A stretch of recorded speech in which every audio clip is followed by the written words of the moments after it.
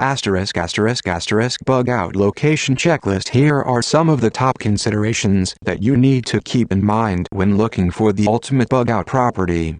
Distance should be a big factor in a bug out location. When it comes to buying a survival retreat or bug out location, location really is the key.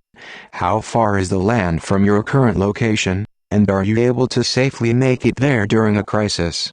We've got it covered. There are multiple routes and methods to get to the property. If you're purchasing a piece of property to serve as a bug out location, then you really need to consider how far that property is from your current home. Unless you have a good refueling plan, you need to really think about any piece of property that you can't make it to on a single tank of gas. While having a bug out location far from the danger zone is important, making sure you can safely get there during a time of crisis is essential. How far is the land from high-density population areas?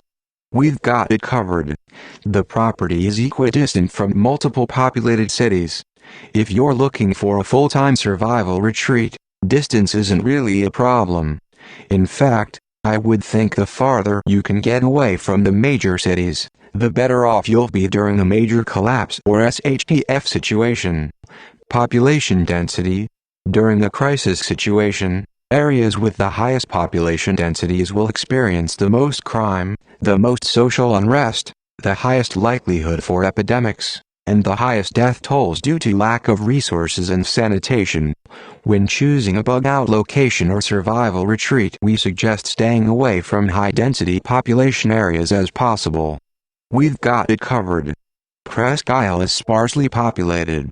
Water availability and water sources. A good reliable water source is one of the most important considerations when choosing a bug out retreat. From freshwater springs and rivers to underground well water, the need for a clean and renewable water source is the #1 factor to consider when looking for survival properties. We've got it covered. The property has abundant pure water. Is water available independent of any municipal supply or source? What water sources are on the land, and what water rights will you own? Are they renewable, and will they be there year-round? Is the property graded in a way that allows for a pond or cistern to catch rainwater? Hiding in plain sight? Keeping your shelter concealed? We've got it covered. Most people don't know it's there, and it can't be seen. The ability to conceal your site may become necessary during a SHTF bug out situation. Having a place that provides adequate resources to conceal your living quarters might be another factor in choosing your location. We've got it covered. Drop a tree in front of the gate at the driveway and it will disappear completely. How easy would it be for someone to wander onto your land during a bug out situation? We've got it covered.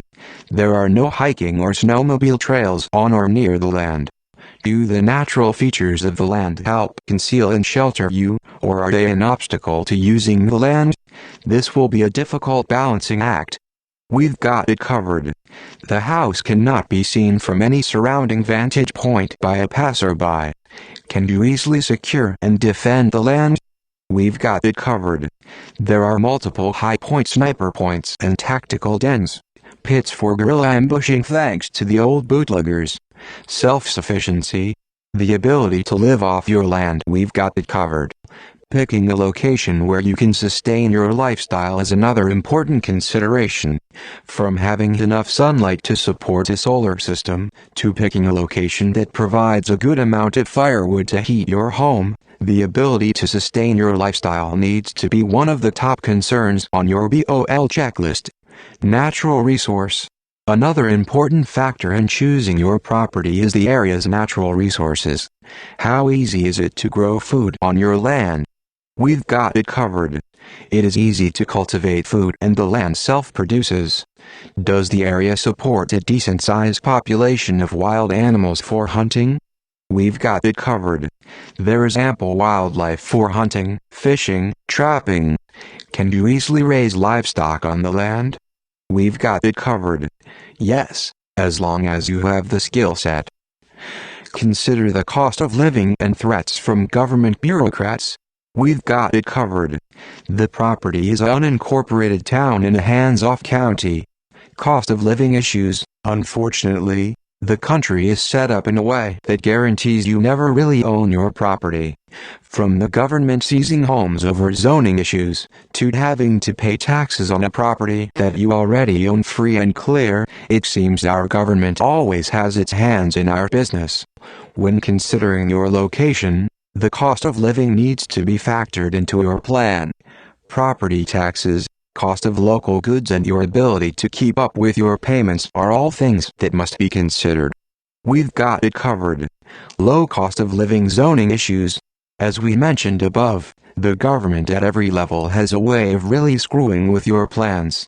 Make sure you thoroughly investigate local zoning ordinances and find out exactly what you can and can't build, what permits are needed and how much trouble local zoning officials have been to local residents.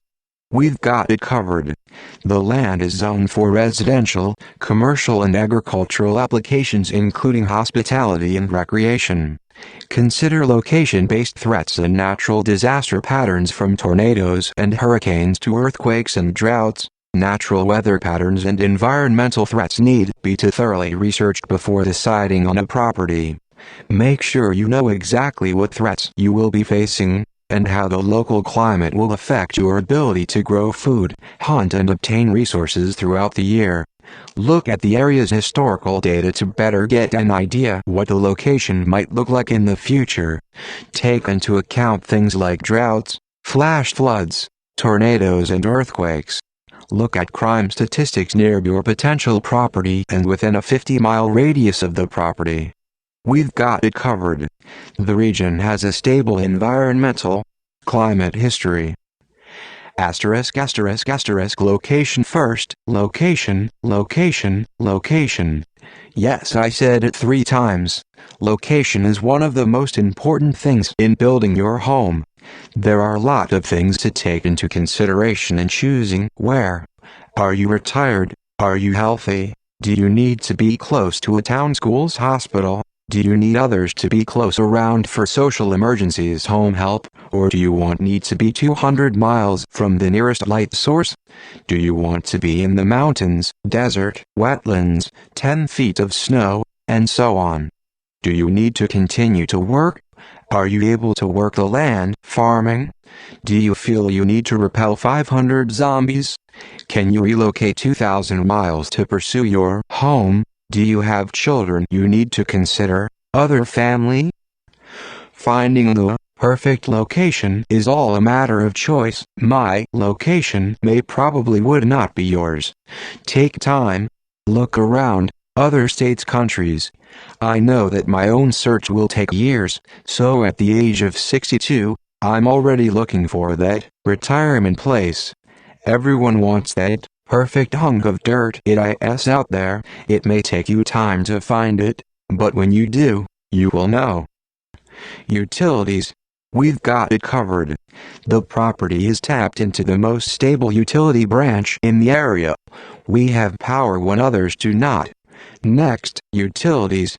Now I'm going to have a lot of feedback on this, but my feeling is if you can hook to power, then do so. Solar is great. Do not misunderstand my thinking, and so is the idea of, I'm off-grid, but I like the idea of having virtually unlimited power in my home. Think 300-400 amp service, big shop garage, guy thing. I will be installing a solar battery backup grid-tied system in my home. Why? Because I can sell the power back at 80% of what I pay for it, basically meaning I would have free use of the company's availability. And the fact if when the grid goes down, oh well, I have my system in place. I also feel the same with water. If I can hook to a municipality, great. Again, I will have a well storage backup that will last a long time, if needed. We've got it covered. There are 2 great wells that provide ample pure water sewer, not where I plan on going. A septic system is cheap to install. We've got it covered. The house is serviced by a large septic system that can handle full house indefinitely. Internet, radios, phone, TV, that's all wireless or satellite now. I do like the idea of having a good ham system set up for those after days.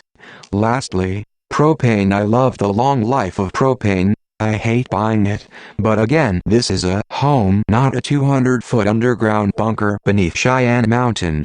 Make sure your thinking includes wood stoves in your plans. I will go more into that in a later article. We've got it covered. There is a 10,000-gallon LP tank on site. Enough to run all year.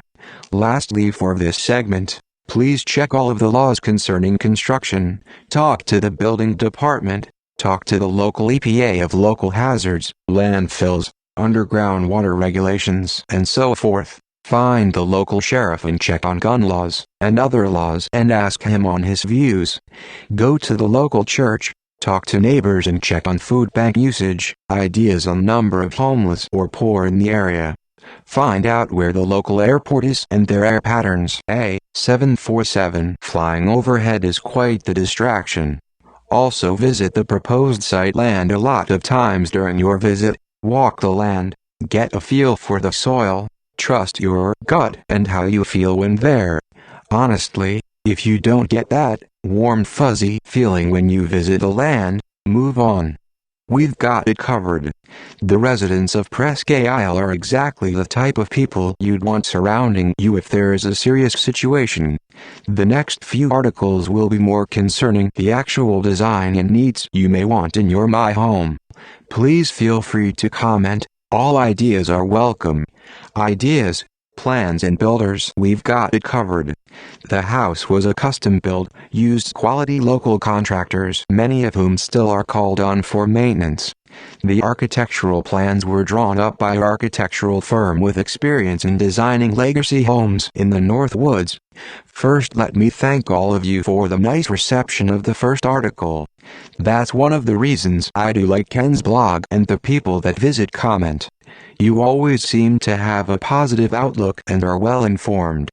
So, on with the show. Security. It was not my intention to include this topic in my article, but a lot of comments on the first segment warranted this. With so much going on, read the news, I wanted to touch on this a little. Please remember these are my thoughts and not the rule of law or if you're building the survivalist bunker 300-foot underground. I know a lot of you think of a home as an impenetrable structure. Not so. I will guarantee there is not a building anywhere that someone with extended experience and a little time cannot get into. 99.99% of the homes, even most survivalist homes, will not withstand a 50 CAL-AP 400 invading Golden Horde zombies, a pound of C4, or a well-determined 40mm mortar round. Plus, given a little time, even an old fart like me could either burn or wait you out. Point is, building a prepper home is not about, in my opinion, being bulletproof, bomb-proof, or anything proof. Secure, yes. Impenetrable, no. We've got it covered.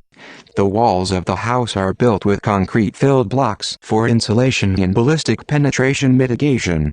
It's more about functionality and redundancies.